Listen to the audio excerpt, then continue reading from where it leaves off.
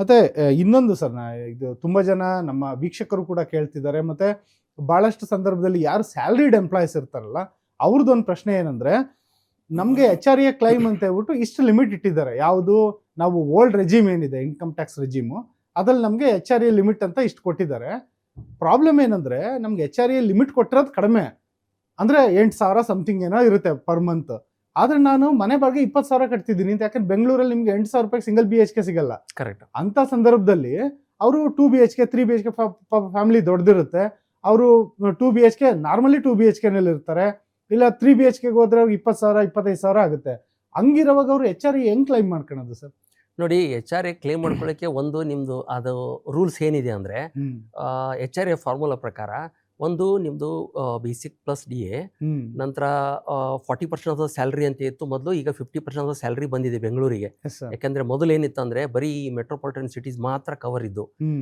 ಚೆನ್ನೈ, ದಿಲ್ಲಿ, ಮತ್ತೆ ಕೋಲ್ಕತ್ತಾ, ಮತ್ತೆ ಒಂದು ಸೆಕೆಂಡ್ ಹೇಳ್ಬೋದಾ? ಹೇಳಿ ಸರ್, ಹೇಳಿ. ಚೆನ್ನೈ, ದಿಲ್ಲಿ, ಕೋಲ್ಕತ್ತಾ, ಟ್ರಿವೆಂಡ್ರಮ್ ಅಲ್ಲ, ಚೆನ್ನೈ, ಮುಂಬೈ. ಆಬ್ವಿಯಸ್ಲಿ. ಸೊ ಈ ಮೆಟ್ರೋಪಾಲಿಟನ್ ಸಿಟೀಸ್ಗಳು ಮಾತ್ರ ಕವರ್ ಇದ್ದು. ಒಂದು ಚೆನ್ನೈ, ಮುಂಬೈ, ದಿಲ್ಲಿ, ಕೋಲ್ಕತ್ತಾ, ಈ 4 ಸಿಟಿಗಳು ಮಾತ್ರ ಕವರ್ ಇದ್ದು. ಈಗ ಮೊನ್ನೆ ಬಜೆಟ್ ಇಂದ ಏನ್ ಮಾಡಿದ್ದಾರೆ ಅಂದ್ರೆ ಮತ್ತೆ 4 ಸಿಟಿಗಳನ್ನ ಆಡ್ ಮಾಡಿದ್ದಾರೆ. ಬೆಂಗಳೂರು, ಪುಣೆ, ಅಹಮದಾಬಾದು, ನಂತರ ಹೈದರಾಬಾದ್. ಸೊ ಈ 4 ಸಿಟಿಗಳನ್ನು ಕವರ್ ಮಾಡೋದ್ರಿಂದ ಟು ಸರ್ಟನ್ ಎಕ್ಸ್ಟೆಂಟ್ ನಿಮ್ಗೆ ಬೆನಿಫಿಟ್ ಆಗುತ್ತೆ.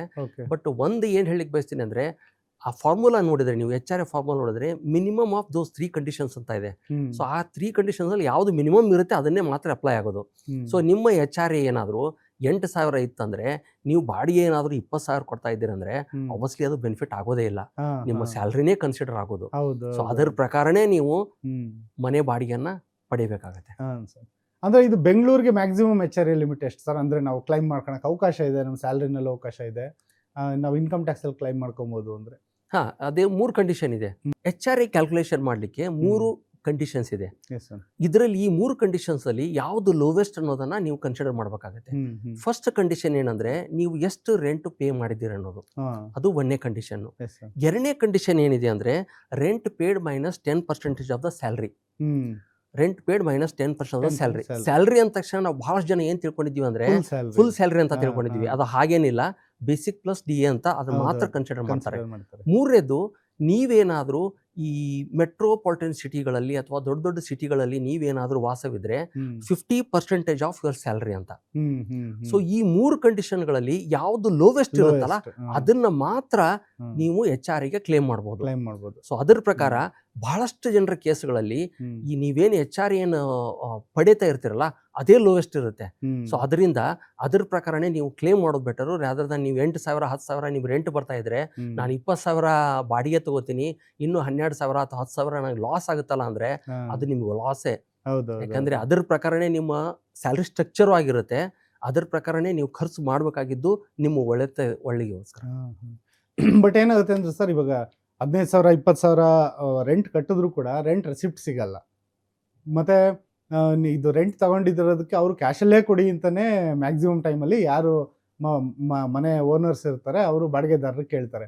ಹಂಗಾಗಿ ಅದನ್ನ ಕ್ಲೈಮ್ ಮಾಡ್ಕೊಳ್ಳೋ ಪ್ರೊಸೀಜರ್ ಇದೆಯಲ್ಲ, ಅದು ಭಾರಿ ಪ್ರಾಬ್ಲಮ್. ನೀವೇನಾದ್ರೂ 1 ವರ್ಷಕ್ಕೆ 1 ಲಕ್ಷಕ್ಕಿಂತ ಹೆಚ್ಚಿಗೆ ರೆಂಟ್ ಪೇ ಮಾಡ್ತಾ ಇದ್ರೆ, ನೀವು ನಿಮ್ಮ ಓನರ್ದು ಪ್ಯಾನ್ ಕಾರ್ಡ್ ತಗೊಳ್ಳೋದು ಮ್ಯಾಂಡೇಟರಿ. ಅಕಸ್ಮಾತ್ ಇಲ್ಲ ಅಂದ್ರೆ ಕೊಡೋದಿಲ್ಲ ಅಂತಾರೆ. ಕೊಡೋದಿಲ್ಲ ಅಂದ್ರೆ ಆಬ್ವಿಯಸ್ಲಿ ನೀವು HRA ಮರೆಯಬೇಕಾಗತ್ತೆ. ಯಾಕೆ ಅಂದ್ರೆ ಅಲ್ಲಿ ಪ್ರೂಫ್ ಕೊಡ್ಬೇಕು ನೀವು. ಈಗ ಅವ್ರ ಹತ್ರ ಪ್ಯಾನ್ ಕಾರ್ಡ್ ಇಲ್ಲ ಅಂದ್ರೆ ಅವ್ರ ಹತ್ರ ಡಿಕ್ಲರೇಷನ್ ತಗೋಬಹುದು ನೀವು. ನನ್ನ ಹತ್ರ ಪ್ಯಾನ್ ಕಾರ್ಡ್ ಇಲ್ಲ, ಈ ರೆಂಟ್ ಅಗ್ರಿಮೆಂಟ್ ಆಗಲ್ವಾ? ರೆಂಟ್ ಅಗ್ರಿಮೆಂಟ್ ಆಗಲ್ಲ. ರೆಂಟ್ ಅಗ್ರಿಮೆಂಟ್ ಬದಲು ಇದು 2 ಚಾನ್ಸಸ್ ಇರೋದು. ಒಂದು, ನೀವು ಅವ್ರ ಪ್ಯಾನ್ ಅನ್ನ ಕೋಟ್ ಮಾಡ್ಬೇಕು. ಅವ್ರ ಪ್ಯಾನ್ ಕಾರ್ಡ್ ನಂಬರ್ ಕೊಡ್ತಾ ಇಲ್ಲ ಅಂದ್ರೆ ಅವರಿಂದ ಡಿಕ್ಲರೇಷನ್ ತಗೋಬೇಕು ನೀವು. ನನ್ನ ಹತ್ರ ಪ್ಯಾನ್ ಇಲ್ಲ, ಬಟ್ ನಾನು ಇವರಿಂದ ಇಷ್ಟು ರೆಂಟ್ ಅನ್ನ ಪಡಿತಾ ಇದ್ದೀನಿ ಅಂತ. ಇದು 2 ಇಲ್ಲ ಅಂದ್ರೆ obviously it is a kind of unaccounted transaction ಅಂತ ಆಗುತ್ತೆ. ಬಟ್ ಅವರು ಆಥರೈಸೇಷನ್ ಕೊಡಲ್ಲ, ಯಾಕಂದ್ರೆ ನಾವು IT ಅಂಡರ್ ಬಂದ್ಬಿಡ್ತೀವಿ. ಆ ತರ ಸಮಸ್ಯೆ ಇಲ್ಲ. ಅದಕ್ಕೋಸ್ಕರನೇ ಈಗ ಏನ್ ಮಾಡಿದಾರೆ ಅಂದ್ರೆ, ನೀವು ರೆಂಟ್ ಕೊಡ್ತಿರ್ತೀರಾ, ರೆಂಟ್ ಕೊಡುವಾಗ ಈ ಸರಿಯಿಂದ ಏನ್ ಮಾಡಿದಾರೆ ಅಂದ್ರೆ ರಿಲೇಷನ್ ಅನ್ನು ಮೆನ್ಷನ್ ಮಾಡ್ಬೇಕಂತ ಹೇಳಿದ್ದಾರೆ. ಅವ್ರು ನಿಮ್ಗೆ ಏನಾಗ್ತಾರೆ, ಈಗ ಒಬ್ಬೊಬ್ರು ಏನ್ ಮಾಡ್ತಾ ಇದ್ರು ಅಂದ್ರೆ, ಒಂದೇ ಫ್ಯಾಮಿಲಿಯಲ್ಲಿ ತಂದೆ ಹೆಸರಲ್ಲಿ ಮನೆ ಇರುತ್ತೆ, ಮಗ ಅಲ್ಲೇ ಬಾಡಿಗೆ ಇದ್ದಾನಂತ ತೋರಿಸ್ಬಿಟ್ಟು ಮಗನಿಂದ ತಂದೆ ಕೊಡೋದು. ಸೊ ಅದನ್ನ ಅವಾಯ್ಡ್ ಮಾಡ್ಲಿಕ್ಕೆ ಮಾಡ್ತಿದ್ರು. ಸೊ ಅದಕ್ಕೋಸ್ಕರ ಈಗ ಏನ್ ಮಾಡಿದ್ದಾರೆ ಅಂದ್ರೆ ಈ ಸಾರಿ ಈ ಫಸ್ಟ್ ಏಪ್ರಿಲ್ ಇಂದ ನೀವು ನಿಮ್ ರಿಲೇಷನ್ ಅನ್ನು ಮೆನ್ಷನ್ ಮಾಡ್ಬೇಕು. ನೀವು ನಿಮ್ ಓನರ್ಗೆ ಏನ್ ಆಗ್ತೀರಾ ಅದರ ಬೇಸ್ ಮೇಲೆ ಅವ್ರ ಟ್ರಾನ್ಸಾಕ್ಷನ್ ಅನ್ನು ಟ್ರ್ಯಾಕ್ ಮಾಡ್ಲಿಕ್ಕೆ ಇದು ಒಂದು ವಿಧಾನವನ್ನು ಹೂಡಿದ್ದಾರೆ. ಓಕೆ, ಸೊ ಅದಕ್ಕೋಸ್ಕರ ಇಲ್ಲಿಗಲ್ಲು ಅಥವಾ ಅನ್ಅಕೌಂಟೆಡ್ ಮಾಡ್ಲಿಕ್ಕೆ ನೀವು ಸಪೋರ್ಟ್ ಮಾಡಬೇಡಿ. ಅದ್ರ ಬದಲು ಅವರಿಂದ ಎಲ್ಲರಲ್ಲೂ ಪ್ಯಾನ್ ಕಾರ್ಡ್ ಇರುತ್ತೆ. ಈವನ್ ನೀವು ಒಂದು ಸಿಂಪಲ್ ಬ್ಯಾಂಕ್ ಅಕೌಂಟ್ ಓಪನ್ ಮಾಡ್ಬೇಕಂದ್ರೂ ಕೂಡ ಒಂದು ಪ್ಯಾನ್ ಕಾರ್ಡ್ ಬೇಕಾಗುತ್ತೆ. ಅವರು ನಿಮ್ಮ ಓನರ್ ಏನಾದ್ರು ಪ್ಯಾನ್ ಕಾರ್ಡ್ ಇಲ್ಲ ಅಂತ ಹೇಳ್ತಾ ಇದ್ರೆ obviously it is an indication that he want to avoid the tax. ಅದನ್ನ ಸಪೋರ್ಟ್ ಮಾಡಬೇಡಿ, ನಿಮಗೂ ಒಳ್ಳೇದಲ್ಲ ಅವ್ರಿಗೂ ಒಳ್ಳೇದಲ್ಲ. ಸೊ ಅದ್ರ ಬದಲು ಪ್ಯಾನ್ ಕಾರ್ಡ್ ತಗೊಂಡ್ಬಿಟ್ಟು ಡೈರೆಕ್ಟ್ ಆಗಿ ಕ್ಲೇಮ್ ಮಾಡೋದು ಒಳ್ಳೇದಲ್ಲ.